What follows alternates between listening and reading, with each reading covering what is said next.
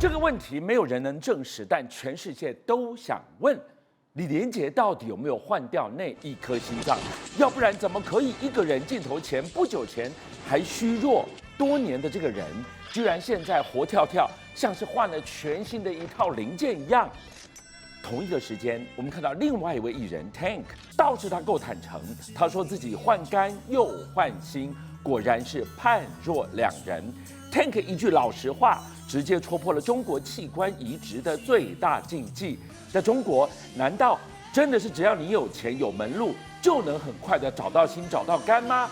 活体移植的军火库传闻，长生不老的供应链，都是真的吗？原来啊，长生不老呢，不只是富豪人、有钱人，甚至皇帝的梦想。现在很多的中国艺人，甚至很多的艺人，其实背后怀疑都有一条所谓的器官产业链吗？好，先来看到，这是在5天前，在中国参加一场音乐节，上台表演生龙活虎的艺人，他叫做 Tank， 然后唱红了非常多的歌曲。那么他一唱，也唱出了很多的黑幕啊，因为他在舞台上呢，这个手舞足蹈，中气十足演唱，让大家觉得跟之前的 Tank 那种气弱然后没有力气的感觉完全不同。当然他自己本人承认了，他非常大方啊。2024年11月，他说他完成了心跟肝脏双气光，大家特别注意哦，是双气光的移植手术哦。你知道光是要配对一个器官都非常难了，他竟然可以2个器官同时配对成功。根据人民网的报道，院方当时说啊，捐赠给 Tank 的器官移植者呢，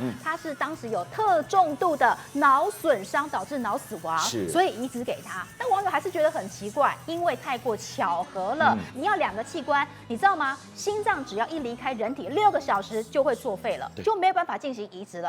但 Tank 可以在6个小时之内同时找到心脏，同时找到肝脏，同时没有排斥，同时配对成功，所以让网友觉得说疑虑实在太大。好，一连串的疑问，一个最终极的问题就是，江湖一直在传闻，那个传言中的活体的器官的军火库，要心有心，要肝有肝，回头随时可以找得到对象，找到匹配的，不然怎么同一天之内这么快的时间，一个脑死立刻就可以拿出来移植，而且没有排斥，这是网友最大的疑问啊。所以现在网友呢给出了4个字啊，把这种现象称作什么？器官工厂啊！真的有一个这样的一个工厂吗？那真的太可怕了，谁去做这个牺牲者呢？再来，另外一个是扯上器官移植疑云的，就是这位艺人62岁的功夫皇帝李连杰。他最近出来之后呢，一样跟 Tank 的模式一模一样，以前很虚弱，像老人一样，但一出来呢，我告诉你，哈哈哈，开始跟你打太极，跟你玩功夫，他要宣传他的肌力功夫 dancing 活力四射。你知道这一打也打出了很多的内幕，因为你看到的这张照片是62岁的功夫皇帝李连杰，但是呢，导播，我们来看这张照片。你说这张照片是他62岁不久前，就1年前而已，1年前哦。来，61岁的他长这个样子，你会不会想叫自己爸爸？哇，越活越年轻，越回春了。是，这个是他61岁，对，这个是62岁，哎，对，只差1年的时间，改变这么样的一个大。曾经就有人说了他其实曾经进过医院去，进到医院他也不否认，因为他说他去改善他的这个甲状腺亢进啊，说是肿瘤的切除啊等等的。好，po 出了这张的照片，说他在今年8月呢有去做一点点的维修，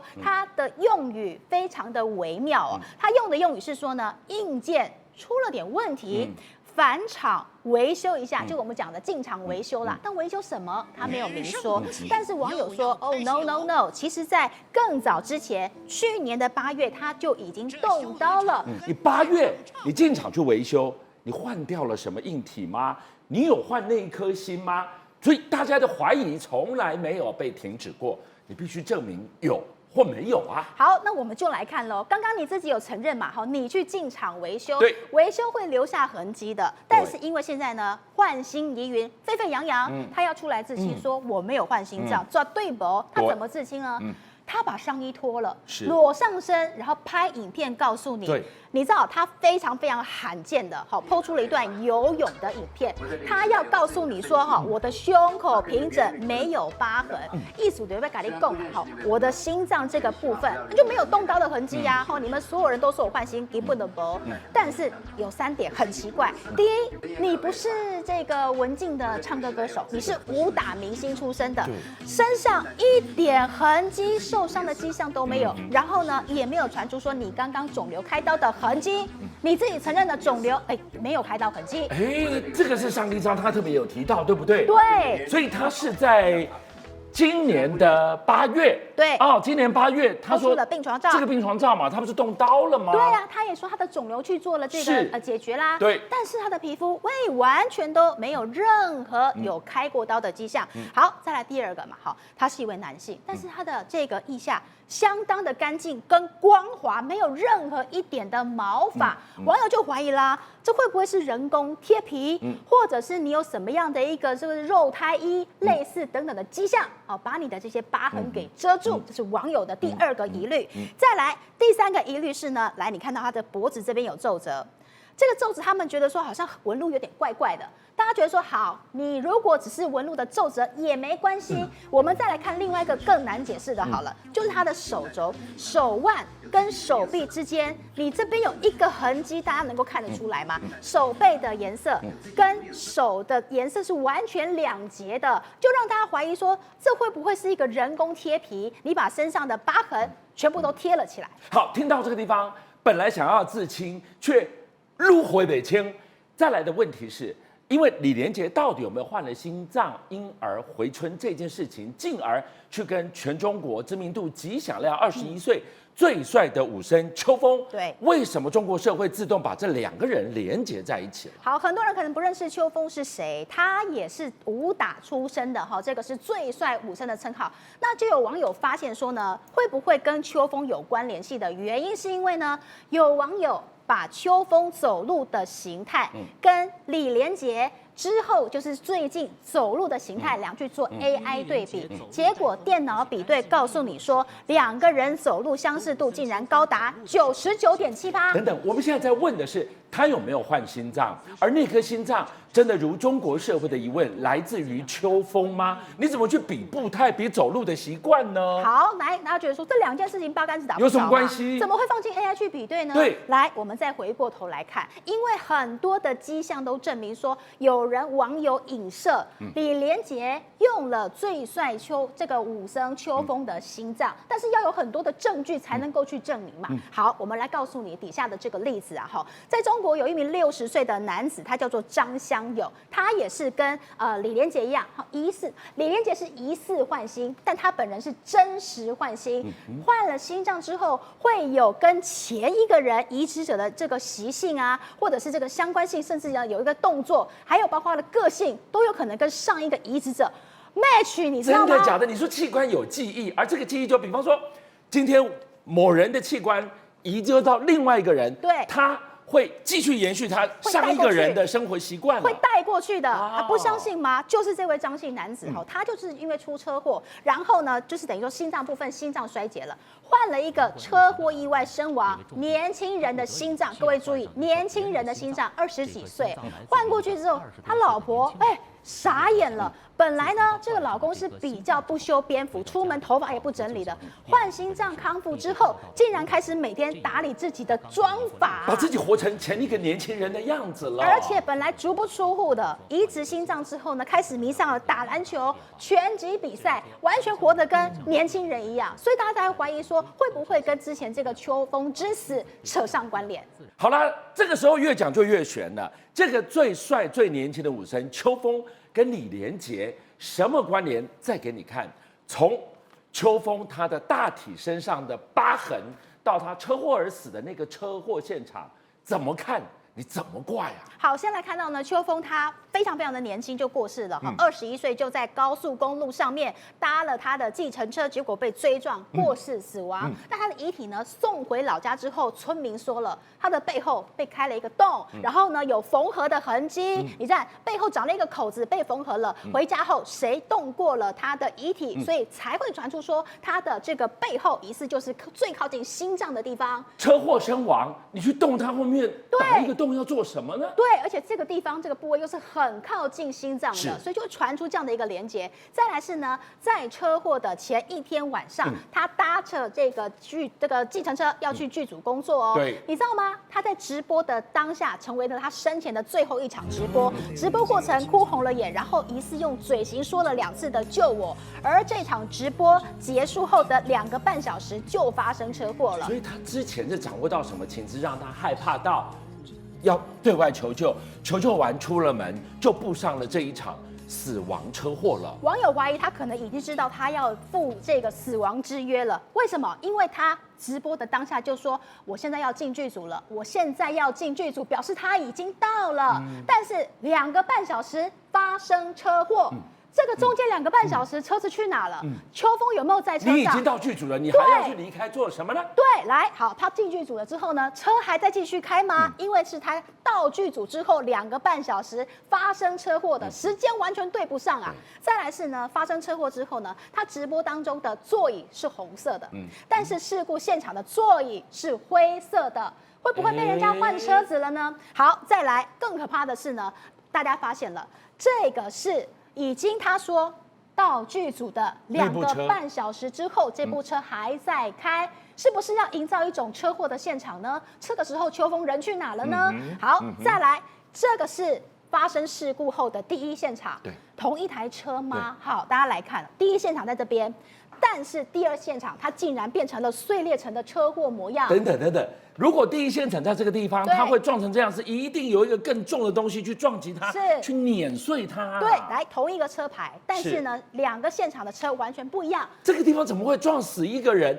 这个就有可能会死人了。再来，我告诉大家一件事情，我们刚刚那个直播哈，你知道吗？邱锋是不是在里面？其实都还是一大疑点，因为假如他要去被做器官移植，他人不能在里面，否则他的这个器官就会有损毁的迹象，因此大家就怀疑了，他跟李连杰之间或许有某种器官连结。这个星期大家好开心啊！为什么？全民普发1万，很多人入账了，这只是预热而已。真正要引爆台湾商机的，不是入账的这星期，而是 ATM 领现的下个星期开始，全台湾3180部的 ATM 24小时开放提领，等现金入袋才是消费全面启动的时候。今晚一开始，我们要告诉大家，各路的吸金大法齐发，你只有1万在口袋里，顾好你的荷包啦！你来看到这什么画面？全台湾机车1500万台，现在机车龙头直接放大决，不是给你什么简单普通折扣而已，是逼你换车的震撼弹啊！我们今天就好好的来看看，1万普发只是隐性，点燃了这把火之后，谁会跟着杀进来？商机有多大？最近大家都在关心这个全民普发现金1万块哦。那现在邮局预估，全台湾大概会有120万人选择 ATM 领现，因为有3种领现方，有3种领取这个普发现金1万的方式，一个是登记入账，一个是 ATM 领现，一个是邮局领现。那邮局的这个临柜大概是下礼拜哦。那所以呢，另外有412万人临柜办理。那临柜办理当然。邮局全省的这个3180台的这个 ATM 也全部备战哦。是。那邮局当然也有推分流啦，比如说身份证单字尾数是单号的，你就是135。那如果是双号的，你就是246哦。包括0248的身份证尾数都这样分流去领，才不会人挤人，然后排队排一拖拉苦。那邮局还推出了抽奖活动，包括什么3万星光3月旅券啊、黄金纪念品，哎呦。可能要冲人气，让大家去领现金的时候又有后康。听到这个地方，六款了120万、412万，这边加就超过500万人。下个星期那个1万块才会入他们口袋，到下个星期这块拼图一拼好，那才是真正全面启动大消费潮啊！对，所以现在有民众网友就上网发文来问大家说，要拿到这个普发现金1万块之后。你会 all in 到哪里去啊？那大家就开始一阵热烈的讨论。那这个原 po 他就讲啥？他说实用一点的话呢，我想买一台新的摩托车。那如果摩托车你们好啊，6、7万、7、8万，你就是1万，你怎么买一台啦？你就听他讲下去哦。但是他又想买一点会让自己更开心的东西，所以实用跟快乐实在是好难抉择，好难选啊。所以当然有网友跟你刚刚讲的一样，就会抛出疑问来，当然是实用啊。问题是一台机车6、7万块，的确。可以这个买一下子要好几万，但是你可以用好几年呢。而且你现在汰旧换新，政府各县市的补助都很多，你加上这个普发现金的这个优惠啊，你干嘛不买啊？就拿我们现在看到电视广告最近打很凶，因为货物税优惠的这个政策，它也为这一片的这个机车市场带来这种可能会这个开始爆发的消费热潮，尤其是那个会更便宜哦。对，韩国的啦啦队，韩籍啦啦队女神李多惠啊，她代言的这个 Kimiko 优格125啊，它的售价是喊出来82500块，但是你要知道这一家车商他推的这个购车金限时加码这些购车优惠啊，搭配政府的新车补助方案，可以节省超过1万元，还分期24期的这个零利率啊，都可以去1万的。对，果然哈，所以难怪李多惠广告，李多惠这个很便宜一样。那结果 SYN 的这个 CLBCU 这一款摩托车呢，它也一样，售价开价8万多块。但是优惠呢，它最多可以省下13000块，而且分期24期零利率。还有雅马哈的 Jog 实在是很久了，但是最高的优惠从6万6到4万7，现省18300。所以这些车商纷纷喊出降价之后，你看看10月。买机车的这个买气就回稳了，新领的这个牌已经达到64700辆，那月增呢1.65%，年增也到了1.15%，也重回到年月都双增的趋势，而且。这个其中是 SYN 三洋的这个它的这个厂牌稳居龙头啊，所以你现在看这个还是10月哦，对，普发1万是11月的事，所以这把火再点下去的话，哇，那后市嘞，那可能就看涨啦，因为三洋也推优惠啦，像 Duke 的确的这个车款，它售价6万多块，对，最高还可以省27800，是，所以刚刚讲的11月可能又点燃这一波买气，那不止这样，我刚刚讲的都是油车哦，现在跟大家讲是因为时下很多人其实也想骑电动车嘛。Gogoro 也寄出了这个普发加码，然后包含赠送5年的这个免费保养，这还蛮优惠的。然后还有每个礼拜都抽5000元礼券，然后指定车款车色现折15000元的，感觉都还蛮有吸引力哦。那像甚至在 Suzuki 的这个台铃电车啊 ，E-Ready 的这个车系。它不仅可以享2年的免资费，而且再加码送你1万块的邮政礼券。这个邮政礼券是可以拿去邮局换现金的，等同现金一样。再搭配各县市的汰旧换新这些补助啊，以桃园市的汰旧换新补助，如果你买电动车，像这个 E-Ready 的这样状况，可以有27300的补助，最低你可能就用5024元就可以把原价7万多的车子骑回家。所以大家会讲，搭配普发现金的热潮，干嘛不买摩托车呢？这就是我讲的。摩托车业者把1万变3万，够不够杀？够杀，但是4轮的更杀。我们来看到，居然有业者喊出了普发1万，它加6倍，还让你充电充到饱。哇，这下吸金大宝，我可得顾好我的1万，我得挑一个真正 CP 值最高的啦。所以真的每家业者摩拳擦掌，想要吸引消费者的青睐。是这个车市啊，我们知道说10月份销量就回温到34000多辆，对，大概比9月的时候呢成长了7.1%，所以预估今年的这个全年车市啊，大概渴望维持跟往年一样的差不多的水平，40万台没有问题。那你看到这个 Suzuki 的，它推出它最受欢迎的这个小车，它甚至可以赠送这个 Foodpanda 的这个美食金啊，也让这个消费者眼睛一亮。还有呢。这个月如果你入主，就是搭配普发现金这个热潮哦，入主了这个 Kia EV6、EV9，你还可以享总价它的这个价值超过10万块的这个预电配件组哦，相关的配件包括1年的这个 U-Power 它的这个免费无线快充，还有高压电池8年或16万公里的原厂保固，跟5年不限里程的全车原厂保固，这些优惠你加起来，有些消费者觉得吼哦，所以我们前2天才在讨论说，汽车市场的最大的一颗震撼弹，就是鸿海跟裕隆他们强联手的战略加强合作。纳智捷来看看，都在问纳智捷接下来会怎么样。来，这一张10月的最新全台电动车销售，他就告诉你会怎么样，就是超越特斯拉变榜首。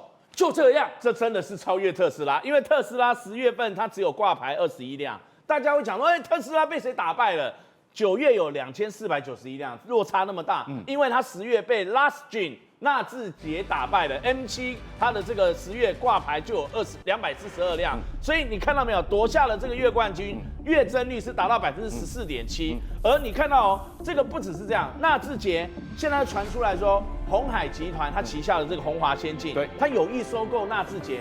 要变成跟它这个合并了，所以你看到裕隆股价没有？43.35，连续3天它出现涨停，这3天狂飙已经将近30%，所以市值呢暴增了100亿元。哇！你说纳智捷带旺母集团，带旺它的裕隆股价连拉3天呐，所以往上涨啊。是，那你再看 N7的这个年销量它一度超车这个 Model Y。但是后续呢，它销售这个不是，这是前一阵子我们都觉得说，好像有一点点卖不太动，结果没有想到，立刻跟鸿海加强合作，就点火了。是因为你可以看到鸿海啊，这个鸿华先进啊，有的负责销售，有的负责研发，裕隆跟纳智捷，他们这些可以把它这个变成以前的沟通啊，总像隔层纱。那现在合并之后，它就可以把这个什么销售啦、研发啦、生产啦，把它合并缩短它的内部的公司的决策链，那当然有助于它的整个汽车销售的这个动能啊。再加上传出来纳智捷 M5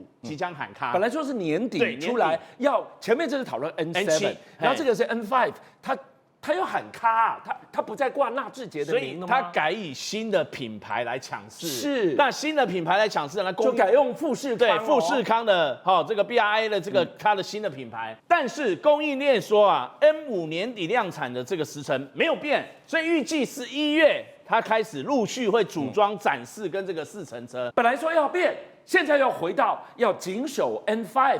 要用这个名字横空出世，为什么又站回来？为什么不变了呢？因为纳智捷高层他要讲，知道没有 ？Toyota 的这个 BZ4X 这个 BZ4X，它降价了，跟这个 N7 价格重叠，你死咬着我 N7，难怪我在卖的这么辛苦，所以也让 N7 它的销售就受阻啊，对，所以卖的辛苦。而且现在新款的这个 BZ 这个 4S 这个 BZ4X，它的价格又传出来还要下杀到128万，这让这个比 N7 和 LR 最受欢迎的亮点它的那个版本将近150万元，直接便宜了20多万呢。那我怎么可能这样一路挨打？所以你欺负我 N7。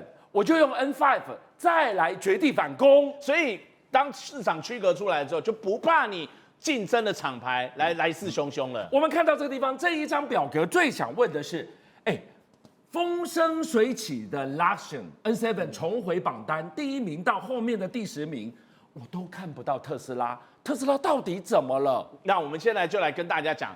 特斯拉呢，其实马斯克啊，最近不是这个又开始获得他的这个董事青睐，直接还是要让他继续当特斯拉执行长。但为了抢救特斯拉的销量，所以马斯克就说啊，现在特斯拉正着手开发，要支持苹果的这个 CarPlay 系统的这个功能。以前苹果刚是 ESD 打死不用啊，而且以前马斯克就是不要用。对，那可是有些消费者他就表明了，好，你特斯拉不用 CarPlay，那我就不要买啊。他为了苹果的 CarPlay， 他不买特斯拉，我销量就往下掉。为了救销量，我只好跟死敌低头。所以马斯克是不是在某种程度也妥协了？而且研究显示1/3的购车的人真的是有这样我刚刚讲的，你没有 CarPlay 我就不买你了。对，缺少它的同级功能，他就放弃买特斯拉的这个关键的成为它的原因是，所以特斯拉的销售你也希望它不要受阻的话，尤其是马斯克，你就希望说，哎呀，加上这个特斯拉的 Model Y， 还有它这个 Cybertruck， 它的负责人同时宣布离职，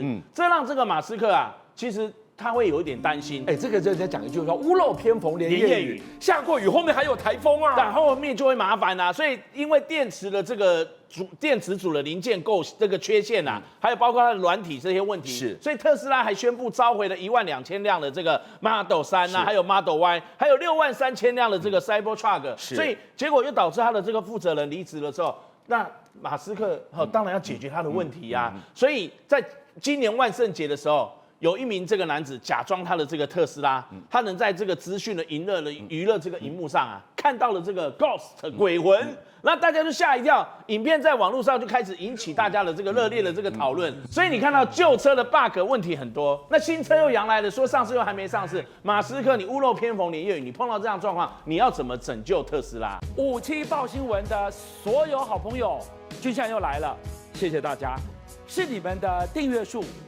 加持了我们，让我们在4月6号中午过后破100万了，多不容易！你知道每一天晚上9点到11点，他在播的时候，我要盯着直播人数升还是跌，一觉醒来我要去看有多少人来点阅。一段时间你们给了我100万的订阅，真的无限感激。最后我要跟大家瞪眼看，再一次谢谢你们大家，同时请介绍更多好朋友来支持57报新闻，俊相还有优秀的57报新闻团队会继续为大家每一天挖真相。Come on, come on, come on.